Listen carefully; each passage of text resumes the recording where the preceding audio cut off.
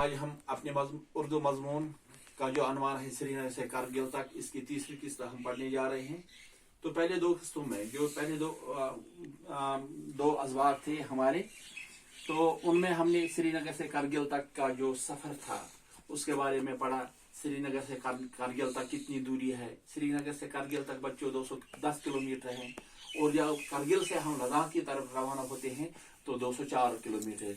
तो फिर हम कहेंगे श्रीनगर से लद्दाख तक जो है वो तकरीबन 414 किलोमीटर है। तो श्रीनगर से कारगिल तक हम जाएंगे तो 210 किलोमीटर का मसाफत हमें तय करना पड़ेगी।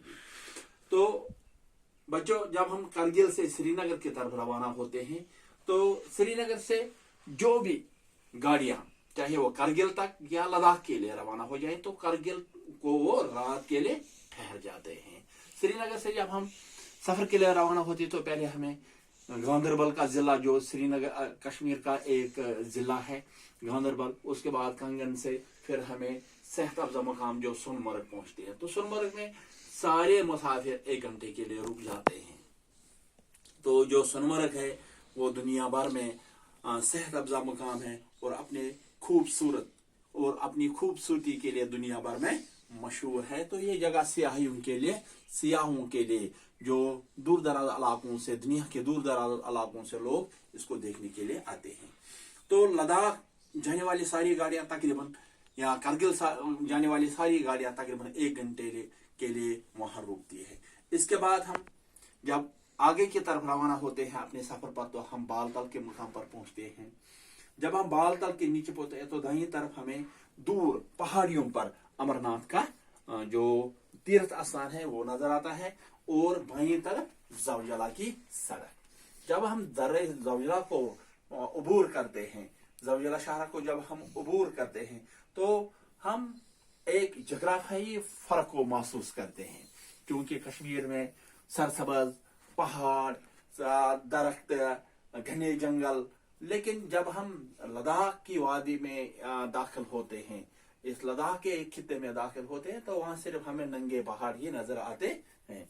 तो लेह शहरा जो है, जब हम लद्दाख का पहला गांव मटाई नजर आता है, तो इसके बाद हम द्रास पहुंच जाते हैं। कल तक हमने यहाँ पढ़ा था, तो द्रास जो है वो दुनिया में साइबेरिया के बाद दूसरा सरतरीन मुकाम है। तो द्रास में जो दर्जे हरारत होता है, द्रास में दर्जे हरारत वो तकरीबन -45 डिग्री सर्दियों में होता है।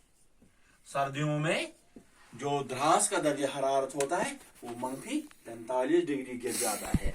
द्रास में अगरचे बारिश बहुत कम होती है, लेकिन ये छोटा सा खिता सरसब्ज व शादाब है। द्रास में बहुत कम बारिशें होती है, लेकिन फिर भी एक खिता बहुत सरसब्ज व शादाब है। यहाँ जदीद तर्ज के फॉर्म हमें नजर आते हैं। यहाँ ऐसे मकाना तामीर हुए हैं जिसमें शमसी तवानाई है। शमसी तवानाई से वहां गर्मी, शमसी तवानाई से ये मकान गर्म रहते हैं। तो आफताब की रोशनी से जो थोड़ी बहुत रोशनी वहां, जैसे हम बिजली शमसी तवानाई से हासिल करते हैं, तो इसी तरह वहां जो ये मकान है वो शमसी तवानाई से गर्म रहते हैं। तो द्रास से हम जब गुजरते हैं तो नंगे पहाड़ों का एक बहुत बड़ा लंबा सिलसिला शुरू हो जाता है। शाहरा दरियाई द्रास के किनारे होते दूसरा एक गांव आता है जिसका नाम है खरबू। तो द्रास के बाद जब हम आगे की तरफ निकलते हैं तो एक इसी शाहरा पर, जो शाहरा लद्दाख है, लद्दाख का शाहरा जो है, तो एक और मकाम हमें मिलता है तो द्रास के किनारे, तो उसका नाम है खरबू गांव से जब हम गुजरते हैं तो शाम के वक्त हम खरबू पहुंच जाते हैं। इस वक्त जो सूरज की किरणें होती हैं तो वो इन पहाड़ों पर पड़ती है, जैसे कि वो सोने की चादर चढ़ाते हैं। ऐसे ही हैरत अंगेज कुदरती नजारे देखते देखते हम शाम तक कारगिल पहुंचते हैं।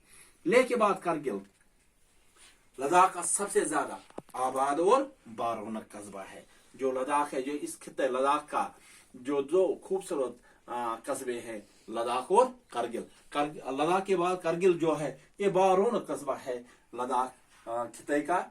ये कस्बा नंगे पहाड़ों और नंगे पथरीली वादियों के दरमियान बहने वाले दरियाई सूरू के किनारे पर आबाद है।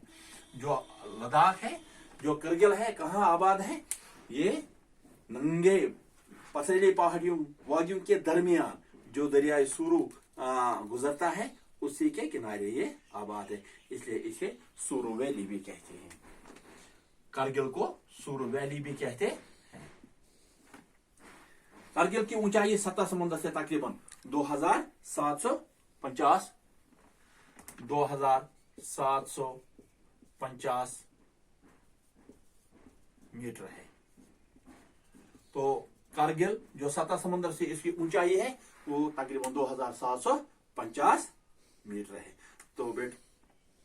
तो बच्चों, आज हमने करगिल के बारे में यहां तक पढ़ा। कल इंशाल्लाह हम इसके आगे पढ़ेंगे। बाकी वसल्लम।